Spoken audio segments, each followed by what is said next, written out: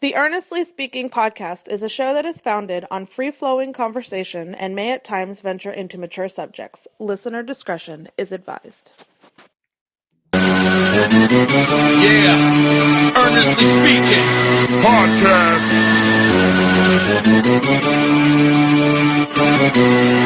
Let's get it. I'm a giant in New York, in Miami carry heat. So much more in store, my product can flood the street. Opinion Nation Godfather, CEO. Puff in the late 90s, gon' see me blow. Oh, got my hustle on, no imitation or bad. Army of untouchables, Opinion Nation staff. Never an off season, homie, check the numbers. Heartthrob in my own right, supplying southern comfort. Earnestly speaking, my ego is well fed. Earnestly speaking, you're too feeble and no threat.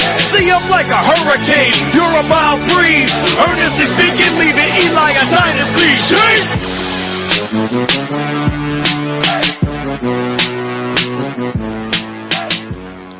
Earnestly Speaking podcast coming to you very late Sunday, April 7th, 2024.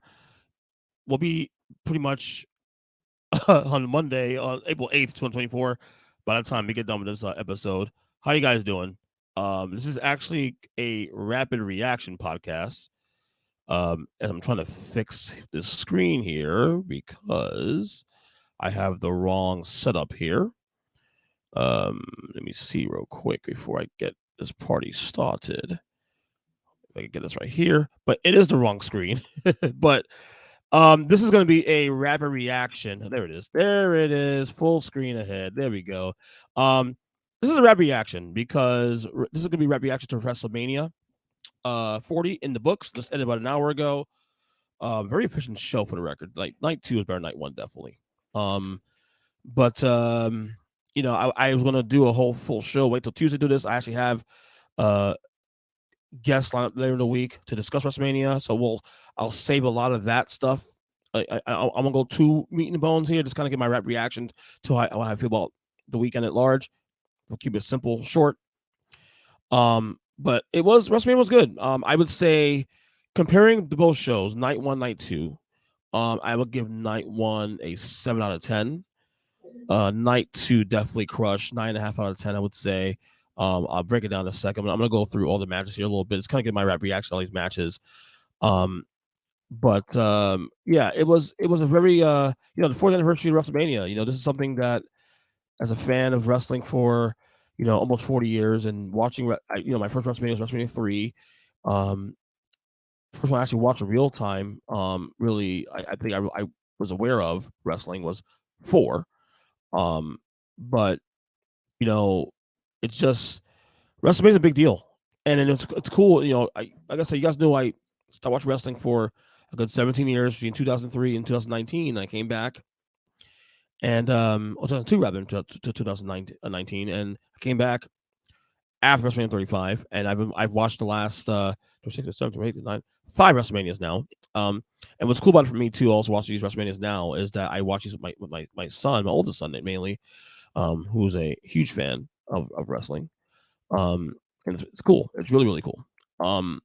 So I got to enjoy this with him and relive my childhood. And as I've been saying, if you guys follow me on social media, I've been actually I'm actually in the middle of watching all WrestleManias from 1 through 40, and marathon style, from start to finish. I have not watched every WrestleMania in completion. I think from WrestleManias 20 through 30, I did see 31 in completion one time. And then 32 through 35, I've never seen in completion. The last 5 I've seen, obviously, and I've seen in real time. So whatever it may be. Anyway, night 1, Rhea Ripley and defeats Becky Lynch. That was a really, really good match. I gave that match a solid A. Rhea winning was not a surprise at all. I thought night 1, outside one match, had only one surprise, and we'll get there in a second. The 6-man tag match could have been could be anywhere from a car crash to a really respectable, good classic, underrated classic. It was a good match. I love the fact that they've decided to split the titles finally. It's been 2 years since the titles have been split, tag titles. So basically, you're going to have two winners. Which team can grab one belt and team by the other belt, and the winners, of course, were A-Town Down Under with Austin Theory, Grayson Waller, and then Austin, of course, the Austin Truth with The Miz and R-Truth. R-Truth getting his first major title. That was a great story. That was great. That match to me was a B+. Maybe closer to an A. I would say even A-. Good nice spots in that match too. Also, like I said, it was chaotic at times, but a ladder match with 6 teams. I mean, what do you expect to happen? I mean, come on. I thought this match was kind of meh. Mysterio against Andrade, against Dominic Mysterio and Santos Escobar. Again, I match like a B-. It wasn't a bad match. It just wasn't. It just didn't do much for me. I mean, I haven't really followed the storyline heavy. Obviously, Dominic and Ray. That's a now 2-year storyline now. But other than that, it was an okay match. It wasn't. It didn't. It didn't move the needle, but it wasn't one of those matches where like, oh my god, I had to watch it. So it's what it is. This is the match that really is why this night had a lower grade than the others. Jimmy and Jey Uso, Jey beats Jimmy by pinfall. This match was a complete letdown because I thought this match could have been. I was saying before WrestleMania started that this match, looking at this card, if you had told me which match had the potential to be the best in-ring match of all, you probably would have said these two, the Brothers Usos, turn down the house. And this match never got a first gear. And it felt like watching this match that these boys were so fixated on the story and telling the story in the ring, which by the way, I can appreciate. I can really appreciate that.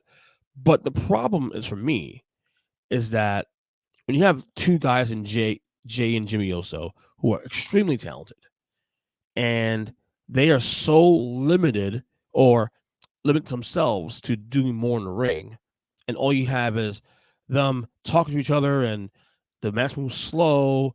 They never got out of first gear, and then you have a bunch of super kicks and stuff, and that's it. It didn't go anywhere. This match was, I give this match honestly a D. I was saying C- at once. I was like, oh, you know what?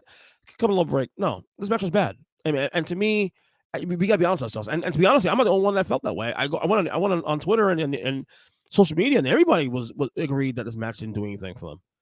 This match was a letdown. It was a complete letdown. It was surprising because these guys are phenomenal. These guys are arguably the best tag team in the history of WWE. But I had one guy say that maybe Jimmy isn't really cut out to be a solo guy, and there's probably some truth to that. So this is really a letdown. I gave this match a D, definitely. The 6-woman tag match between Bianca Belair, Jade Cargill, and Naomi, who defeated Damage Control of Dakota Kai, Asuka, and Kairi Sane by pinfall. It was a good match. I mean, like I said, 6-man tag. You have really two good vets. The point of this match, really, honestly, was to showcase Jade Cargill, and she was fine. She did fine. Again, you're able to hide her because she's still really green. This is the first major match in WWE since being called up. It's a fine match. A B. It's fine. It did its job. It showcased Jade in spots, and Bianca and Naomi are phenomenal. The other girls, Damage Control, Dakota, Asuka, and Kairi are phenomenal what they do. So they're always going to show up. This is all about showcasing Jade, and they did a good job with that. Probably in ring, the best match of the night was this one, and the one big surprise of night one, and this is the match that also probably saved the entire night one. And Sami Zayn beating Gunther by pinfall for the Intercontinental Championship after how long is that belt for? Like 500, 600, 700 days. Obviously the longest reigning IC champion in company history. I'm surprised that Gunther lost, but also I was saying last night after he lost that this was his Randy Savage moment, because if you remember when Savage lost to Steamboat in WrestleMania 3, while Steamboat got the belt and obviously he was number 2 guy behind Hogan in the company, a lot of times what happens is that when you lose the IC championship belt, a lot of times what happens is because obviously not in kayfabe, but in terms of like how the company positions you guys, positions guys, Gunther is now, I believe, being positioned to the world title picture now. And that was the clue. This was the clue of us getting the result we got tonight in the Roman Cody match. Because Roman wanted to leave, and Roman wanted to take a break. You need to start elevating guys. I compared Randy Savage because when Randy Savage lost the title to Steamboat at WrestleMania 3, that loss actually elevated Savage to the world title because a year later he wins the tournament. Hogan goes away. Savage is now a babyface, and he's at the time next to Hogan the most popular guy in the company. This is happening for Gunther now. I think Gunther now is going to be elevated now to the world title picture. And also, you also reward Sammy for a job well done the last couple of years with the Bloodline storyline, and of course what he's been doing now as well. So this was the clue. This is a real reset. And then of course the tag match, the main event of night one, the Bloodline beating Cody Rhodes and Seth Rollins. On The Rock pins Cody. That was a solid match. By the way, Sami Zayn that's an A+ for me, for record. That was a phenomenal match, start to finish. Total great story, investment, the whole nine. Gunther's crushing. Gunther's been crushing in the ring. It's time for him to move to the main event picture. Back to the Bloodline and The Rock and Roman Reigns, defeating Cody and Seth. The Rock, the dude is 52 years old. He still looks really good in the ring. He's not going to move the same way he did 20 years ago, even 10 years ago. But he told great stories. He invested in the feud. You see the old Rock of the bad guy Rock. By the way, I'll say once again, heel Rock not only is better than face Rock, he's significantly better than face Rock. And bad guy Rock, you saw last night, you saw tonight as well too.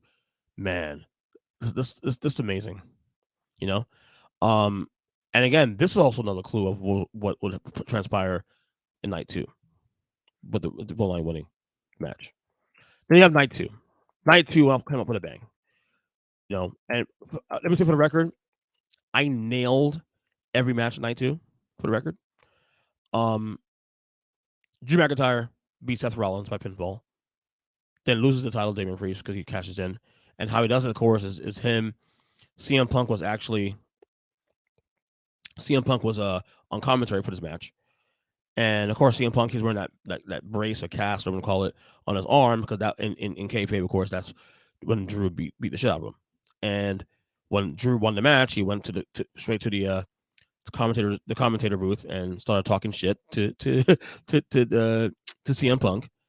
And once Drew turned around, Punk attacked him and knocked him out, and that's when Drew McIntyre, Damian Priest came out and cashed the Money in the Bank. So we'll see how that plays out going forward. By the way, if you're going to do this feud with Drew and CM Punk, which I'm all for, I know, well, obviously we'll see how tonight goes, but CM Punk has to be the heel in this, not Drew. CM Punk has to be a heel. I've never been a fan of the CM Punk as a babyface thing. That's probably one of the reasons why I didn't like his AEW run. I thought because of him being a babyface was, no, he's an asshole. Lean into that. Absolutely. All right. 6-man tag team, Philadelphia Street Fight. Bobby Lashley and Street Profits, of course, called the Pride, defeats Karrion Kross, Akam, and Razor of APA. I think they're still called APA by pinfall. Bobby Dudley was special guest referee. This is actually a better match than I thought it was going to be. I mean, this was a throwaway match, but it was actually a better match than I thought it was going to be. So that's that. LA Knight beats AJ Styles by pinfall. Solid match for these guys. By the way, the Drew Seth match gets a B+. Cash in gets A. I love the execution of that one. This match with the 6-man tag gets a B+. LA Knight, AJ Styles gets an A. That was a really, really, really good match. Logan Paul beats Kevin Owens, Randy Orton. This match was actually great. I gave this match an A as well too. Almost close to A+. I can't stand Logan. I really can't stand Logan Paul. I really can't. And neither my wife, for the record. But he's good. He's really good. He is. He's really good in the ring. Just saying. Then you got Bayley beating Io Sky by pinfall. Gave this match an A as well too. Bayley gets her moment finally. Another person that, during COVID didn't get her moment, in the WrestleMania moment. She gets it now.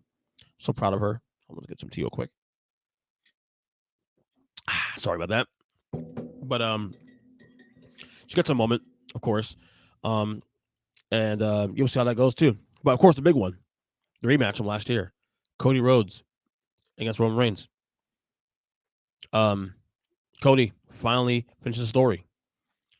I nailed pretty much everything in this match, including the run-ins, except one person. And he watched the match, obviously. Cody and Roman fought a very clean match for a good 20-something minutes.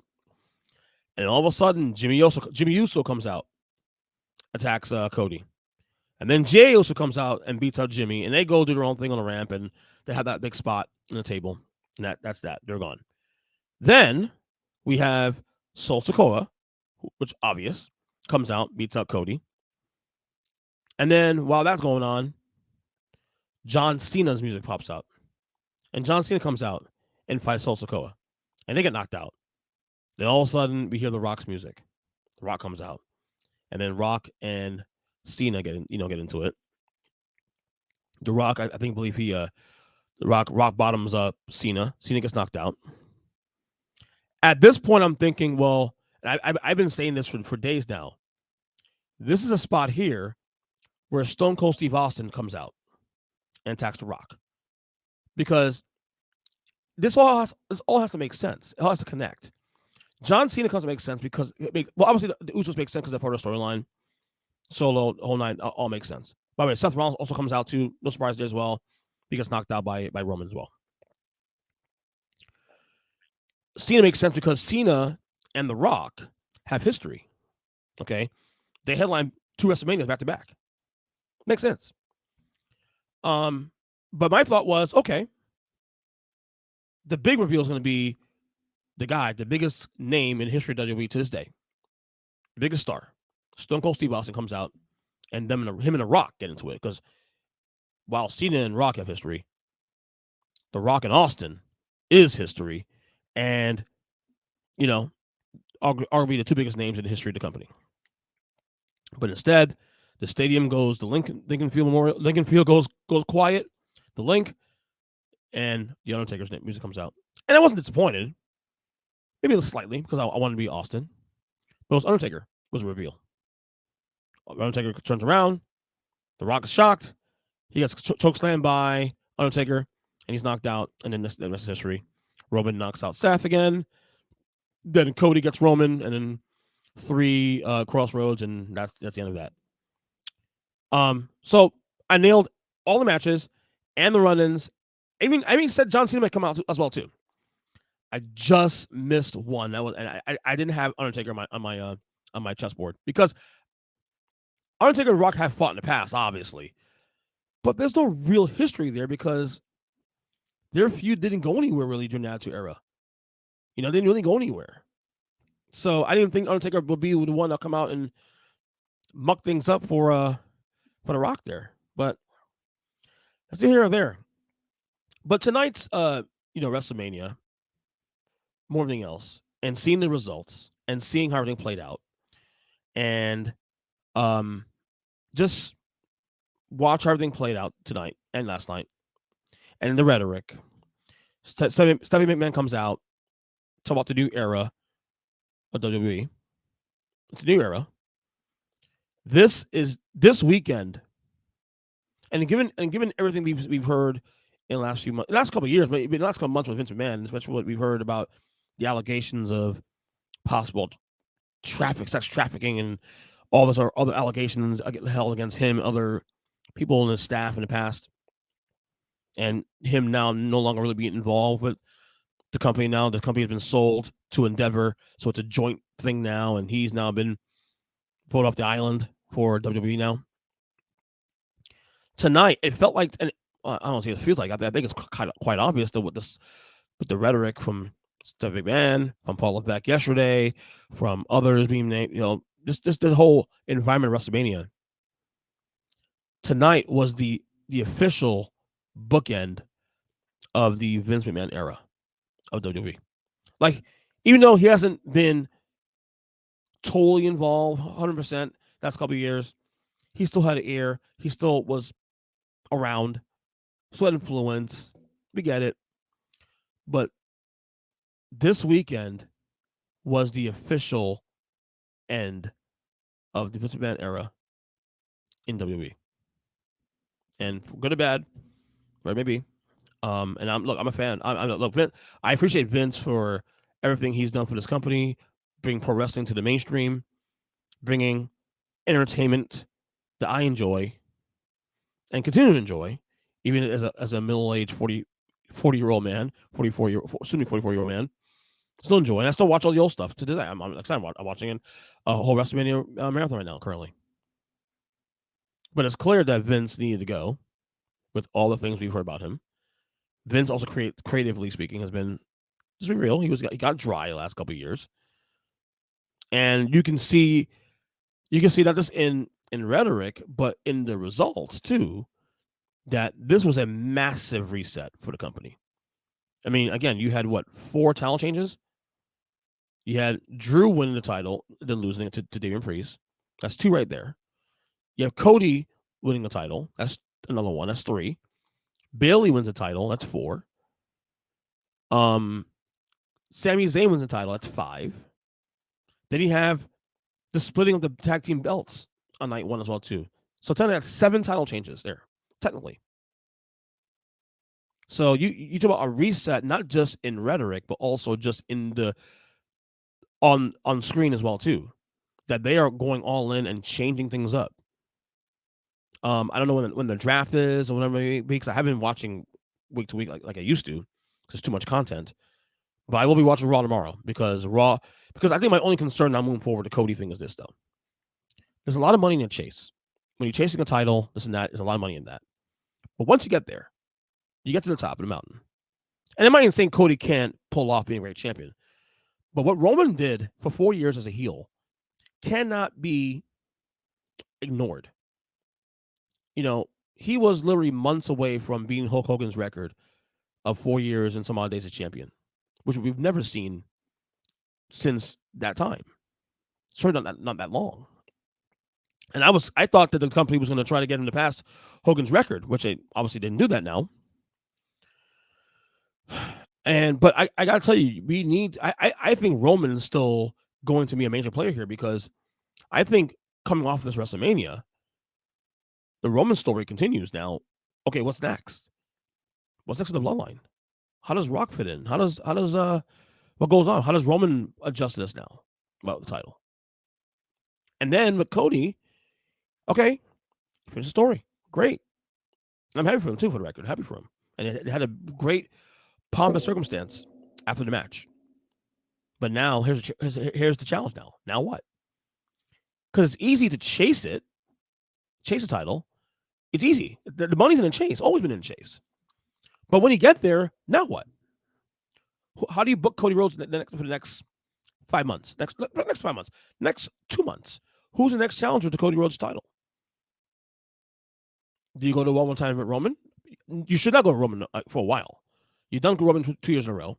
Roman should be, if you're gonna book Roman Reigns going forward, and the focus should be solely on the internal struggle of the bloodline.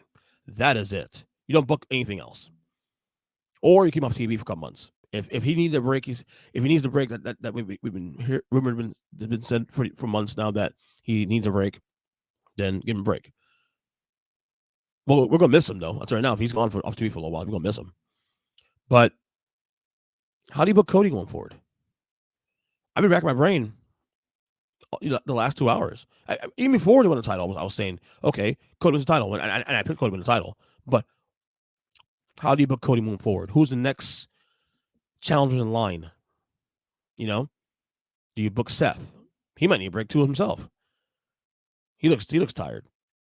So it's gonna be interesting to see how the WWE changes. But again, this is a new era, and I'm you put a lot of faith in Paul Levesque, Triple H, to continue to keep interest. Because you have the eyeballs now. All the casuals came in. There's a lot of folks who don't watch wrestling normally were texting me like crazy this weekend. Oh, I'm watching WrestleMania, by the way. Cool. You got those eyeballs now. Now what? Therein lies the challenge. But it's a new era. Yes, it is. A new era of wrestling. We are now officially pivoted from the Vince McMahon WWE of wrestling. We're now in the Paul Levesque era. And I will say, to his credit, he has done a phenomenal job in the 2 years he's been head of creative. Of course, 2 years head of creative. He has been batting 1,000. I'll tell you right now, he's been batting 1,000. But I will say, in terms of just keeping a freshness of the product, he's been good. He's been really good. And I have all the faith in the world that he'll get it right. So it was a great weekend for the most part. Like I said, I gave night 1 7 out of 10. Night 2 got 9.5 out of 10. The only reason I didn't give 10 out of 10 tonight for night 2 was because I didn't get Austin tonight. If I had gotten Austin in that spot, not because I want to be right about it, because that doesn't make the most sense. Because as good a pop as Taker got, can you imagine the pop that Austin would have gotten if he came out walking out with his Austin 316 shirt and giving the middle finger? Can you imagine that? So, but it's a great weekend. WrestleMania. It was fun times.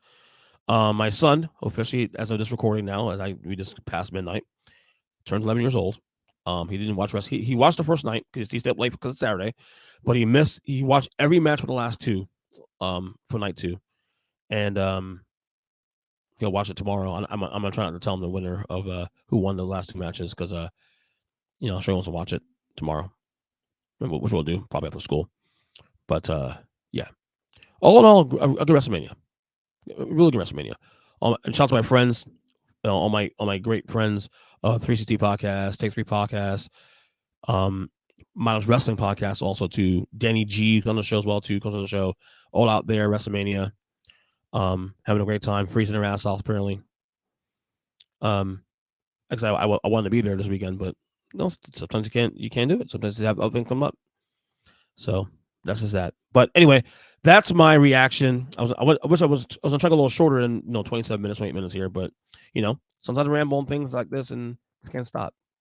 But we'll have more podcasts in the week. Rest of the week, we'll probably talk more about WrestleMania at some point with one of my guests, which we'll see hopefully in a couple of days. But again, Twitter, EJ7 Wrestling Podcast across all podcast catchers. If you like wrestling, of course, too, also like I'm on here.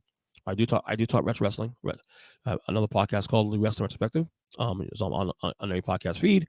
We'll get back to that this week as well too, hopefully. And we will talk to you guys soon. And enjoy the rest of your week. Bye.